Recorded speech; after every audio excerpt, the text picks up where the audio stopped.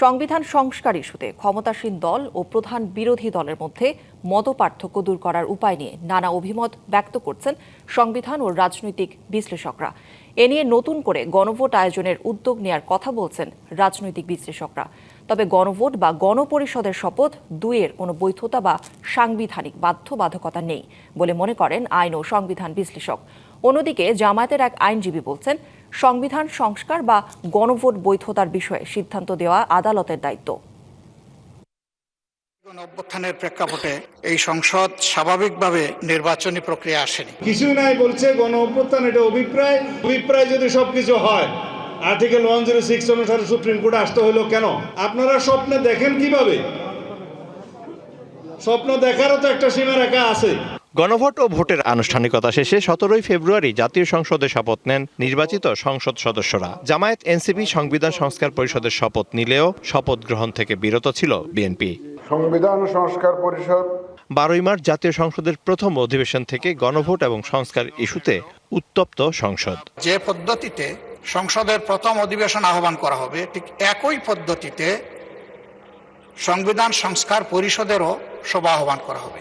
সংবিধান সংস্কার পরিষদের যেখানে অস্তিত্ব না থাকায় প্রধানমন্ত্রীও সেটা পরামর্শ দিতে পারেন না রাষ্ট্রপতিকে, রাষ্ট্রপতিও সেই অধিবেশন আহ্বান করতে পারেন না, বিধায় সে করেননি। গণভোট ইস্যুতে সরকারি দলের এই প্রতিক্রিয়া বা ভাষা গ্রহণযোগ্য নয় বলে মত দেন জামায়াতের আইনজীবী।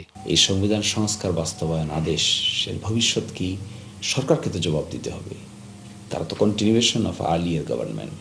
ওনারা আর্গু করছে যে বিরোধী দল যে শপথ নিয়েছে এটা অসাংবিধানিক হয়েছে, তাহলে ওনারা যে নেন নাই এটা সাংবিধানিক হয়েছে।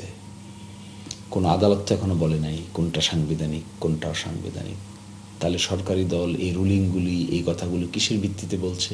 সংবিধানে গণভোট এবং জুলাই জাতীয় সনদের অস্তিত্ব না থাকায় কোনো সাংবিধানিক বাধ্যবাধকতা নেই বলে মত দেন এই সংবিধান বিশেষজ্ঞ। বিএনপির এই মতের শক্ত আইনগত ভিত্তি আছে। যদি এমন হতো যে সংবিধান সংশোধনের ক্ষমতা নাই, তাহলে আপনার অন্য একটা প্রতিষ্ঠান তৈরি করার দরকার যেটা সংশোধন করবে।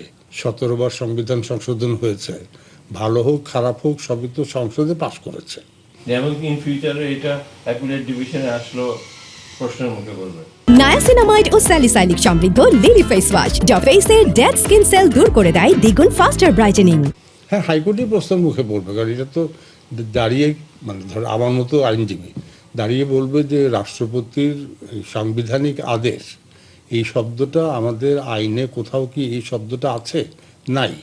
অর্থাৎ যেটা নাই, উনি যেটা জারি করতে পারেন না সেটা জারি করলে তো ওইটা আমরা মানতে বাধ্য না। রাজনৈতিক বিভেদ ঘুচিয়ে ঐক্যের স্বার্থে প্রয়োজনে আবারও গণভোট আয়োজন করা উচিত বলে মত দেন এই রাজনৈতিক বিশ্লেষক। এখন ব্যাপারটা হলো যে ঐক্যমত্য কমিশন যেই অসমাপ্ত কাজটা রেখে গেছে সেই অসমাপ্ত কাজটা শুরু করবে সরকার এবং রাজনৈতিক দলগুলোর সাথে আলাপ করতে পারে অসমাপ্ত কাজটা সমাপ্ত করার জন্য, অনৈক্য থেকে ঐক্যতে নিয়ে আসার জন্য। সেটাও যদি সম্ভব না হয় তাহলে যেখানে ঐক্য হয়েছে সেটা আবার নতুন করে রেফারেন্ডাম যাবে। চলতি বছর 3রা মার্চ জুলাই জাতীয় সনদ বাস্তবায়ন আদেশ গণভোট সহ সুনির্দিষ্ট 4টি বিষয়ে বৈধতার প্রশ্নে রুল জারি করে high court. Mizan Ahmed, DBC news, Dhaka.